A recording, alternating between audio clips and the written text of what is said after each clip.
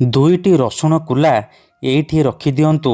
Guarantee ଦେଉଛି ସେ ନାରୀ 5 ମିନିଟ୍ରେ ତୁମ ପାଖକୁ ଆସିବ। ଯାହା ଚାହିଁବେ ତାହା କରିବ। ଆଜି ରାତିରେ ଗୋଟିଏ ଥର କରିଦିଅନ୍ତୁ।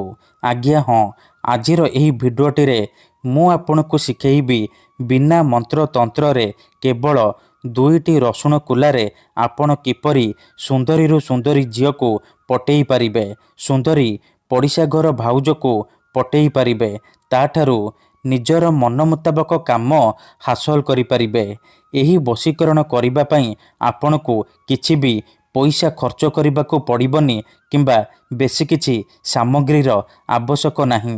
କେବଳ ଦୁଇଟି ରସୁଣ କୁଲାରେ ଆପଣ ସେ ଝିଅକୁ ପଟେଇ ପାରିବେ, ସୁନ୍ଦରୀ ପଡ଼ିଶା ଘର ଭାଉଜକୁ ପଟେଇ ପାରିବେ, ତାଠାରୁ ନିଜର ମନ ମୁତାବକ କାମ ହାସଲ କରିପାରିବେ। ଆଜ୍ଞା ହଁ, ଆପଣ ସମସ୍ତଙ୍କର ଇଚ୍ଛା ଥିବ ସେ ଝିଅକୁ ପଟେଇବା ପାଇଁ, ସୁନ୍ଦରୀ ବିବାହିତା ନାରୀକୁ ପଟେଇବା ପାଇଁ, ତାକୁ ନିଜ ପ୍ରେମରେ ଦିବାନୀ କରି ତାଠାରୁ ନିଜର ମନ ମୁତାବକ କାମ ହାସଲ କରିବା ପାଇଁ। କିନ୍ତୁ ଇଏ ଏତେ ସହଜ ନୁହେଁ। ଏଥିପାଇଁ ଆଜିର ଏହି ଭିଡ଼ିଓଟି ଆପଣଙ୍କର କାମରେ ଆସିବ। କାରଣ ଆଜିର ଏହି ଭିଡ଼ିଓଟିରେ ମୁଁ ଆପଣଙ୍କୁ ଶିଖେଇବି ବିନା ମନ୍ତ୍ର ତନ୍ତ୍ରରେ କେବଳ ଦୁଇଟି ରସୁଣ କୁଲାରେ ଝିଅ ପଟେଇବା ପାଇଁ ବଶୀକରଣ ବିଦ୍ୟା, ବିବାହିତା ନାରୀକୁ ପଟେଇବା ପାଇଁ ବଶୀକରଣ ବିଦ୍ୟା। ଏହି ବଶୀକରଣ ଏତେ ଶକ୍ତିଶାଳୀ କି ଯିଏ ବି ଏହି ବଶୀକରଣ କରିଛି ସଫଳ ହେଇଛି। ବର୍ଷ ବର୍ଷ ଧରି ଭାଙ୍ଗି ଯାଇଥିବା ପୁରୁଣା ପ୍ରେମକୁ ଫେରାଇ ଆଣିପାରିଛି। ଶାଶୁ, ନଣନ୍ଦ, ଦିଅର, ଭାଉଜ କାହାକୁ ବି ପଟେଇ ପାରିଛି, ତାଠାରୁ ନିଜର ମନ ଚାହୁଁଥିବା କାମ ହାସଲ କରିପାରିଛି। ନମସ୍କାର ଫ୍ରେଣ୍ଡସ୍, ଓଡ଼ିଆ ଫଣ୍ଡା ଚ୍ୟାନେଲକୁ ଆପଣମାନଙ୍କୁ ସ୍ୱାଗତ। ଦୁଇଟି ରସୁଣ କୁଲାର ଏହି ବଶୀକରଣ ଦୁନିଆର ସବୁଠାରୁ ଶକ୍ତିଶାଳୀ ବଶୀକରଣ। ତେଣୁ ଏହି ବଶୀକରଣକୁ ଆପଣ ଭାବିଚିନ୍ତିକି କରିବେ। ମନରେ କୌଣସି ଖରାପ ଉଦ୍ଦେଶ୍ୟ କିମ୍ବା କୌଣସି ଖରାପ କାମ ପାଇଁ ଆପଣ ଦୁଇଟି ରସୁଣ କୁଲାର ଏହି ବଶୀକରଣକୁ କରିବେନି। ଯଦି ଆପଣ ସେ ଝିଅ ବା ନାରୀକୁ ସତରେ ଭଲ ପାଉଛନ୍ତି, ତାକୁ ବିବାହ କରିବାକୁ ଚାହୁଁଛନ୍ତି, ତେବେ ଆପଣ ଏହି ବଶୀକରଣ କରିବେ। ଅନ୍ୟଥା ମନରେ କୌଣସି ଖରାପ ଉଦ୍ଦେଶ୍ୟ କିମ୍ବା କୌଣସି ଖରାପ କାମ ପାଇଁ ଆପଣ ଦୁଇଟି ରସୁଣ କୁଲାର ଏହି ବଶୀକରଣ କରିବେନି। ଠିକ୍ ଅଛି, ତେବେ ଏହି ବଶୀକରଣ କରିବା ସବୁଠାରୁ ସହଜ। ଏହାକୁ ଆପଣ କିପରି କରିବେ, କେମିତି କରିବେ, ଏହାର ପ୍ରୟୋଗ ବିଧି କ'ଣ, ମୁଁ ଆପଣଙ୍କୁ ଶିଖେଇବି। ସମ୍ପୂର୍ଣ୍ଣ ପ୍ରୟୋଗ ବିଧି ଠିକ୍ ଭାବରେ ଶିଖେଇବି।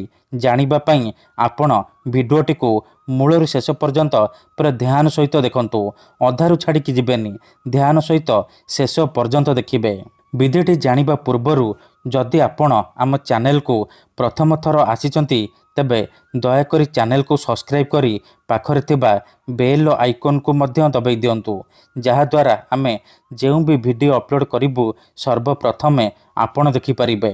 ମନେ ରଖନ୍ତୁ, ଏହି ବଶୀକରଣ କରିବା ପୂର୍ବରୁ କିଛି ବିଶେଷ କଥା ଜାଣି ରଖନ୍ତୁ। ଯେମିତିକି ମନ୍ତ୍ର, ତନ୍ତ୍ର, ଯନ୍ତ୍ର, ବଶୀକରଣ ଇଏ ଏମିତି ସେମିତି କାମ କରେନି। ମନରେ ସମ୍ପୂର୍ଣ୍ଣ ବିଶ୍ୱାସ, ନିଷ୍ଠା ଆଉ ଏକାଗ୍ରତାର ସହିତ ଆପଣଙ୍କୁ ଏହି ବଶୀକରଣ କରିବାକୁ ପଡ଼ିବ।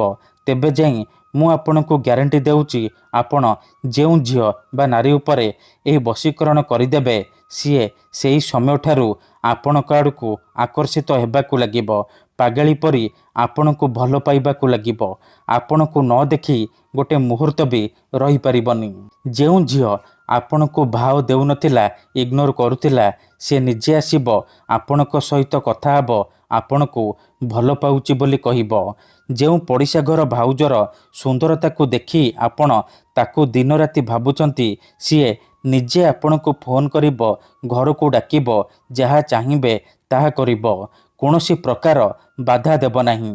ତେବେ ଏହି ବଶୀକରଣ ଆପଣ କିପରି କରିବେ, କେମିତି କରିବେ, ଧ୍ୟାନ ସହିତ ଶୁଣନ୍ତୁ। ଏହି ବଶୀକରଣ କରିବା ପାଇଁ ଆପଣ ଦୁଇଟା ରସୁଣ କୁଲା ଆଉ ଗୋଟିଏ ଛୁଞ୍ଚି ଆଣିବେ। ଦୁଇଟା ରସୁଣ କୁଲା ଆଉ ଗୋଟିଏ ଛୁଞ୍ଚିରେ ଆପଣ ସେ ଝିଅକୁ ପଟେଇ ପାରିବେ, ସୁନ୍ଦରୀ ଭାଉଜକୁ ପଟେଇ ପାରିବେ, ତାଠାରୁ କିଛି ବି କାମ ହାସଲ କରିପାରିବେ। ତେବେ ମନେ ରଖନ୍ତୁ, ଏହି ବଶୀକରଣ ବିଧିକୁ ଆପଣ ଶୁକ୍ରବାର ଦିନ କରିବେ। କେଉଁ ବି ସମୟରେ କରିପାରିବେ।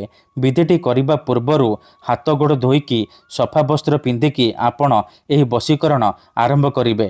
ଠିକ୍ ଅଛି, प्रथमे आपण कौन करेंगे जो दीटा रसुण कुला आनी से दीटा रसुण कुलू गोटे रसुण कुलारे से झील बा स्त्रीर नाम लिखिबे जहाँ आपण पटेबा को चाहते आउ गोटे रसुण कुलारे आपण निजर नाम लिखिबे तापरे से दीटाक रसुण कुला को एकाठी करी डाहाण हाथ में मुठेकी धरिबे आउ 7 थर से झील बा स्त्रीर नाम कहिबे तापरे से दीटा रसुण कुलारे फुंकीदेबे तापरे निजर नाम 7 थर कहिबे पुणी आपण से दीटा रसुण कुलारे फुंकीदेबे एतिकी करि सारिबा परे से दीटा रसुण कुला को एकाठी करी सेथिरे छुंची फोड़ीदेबे ध्यान रखिबे जेमिति दीटाक रसुण कुला छुंची मझिरे रहिबो छुंची भल भाबरे से दीटा रसुण कुलारे फोड़ी हेकी रहिबो तापरे कौन करिबे आखि बंद करिकी 1 ରୁ 2 मिनिट से झील बा नारी को मने मने भाबिबे तार मुह को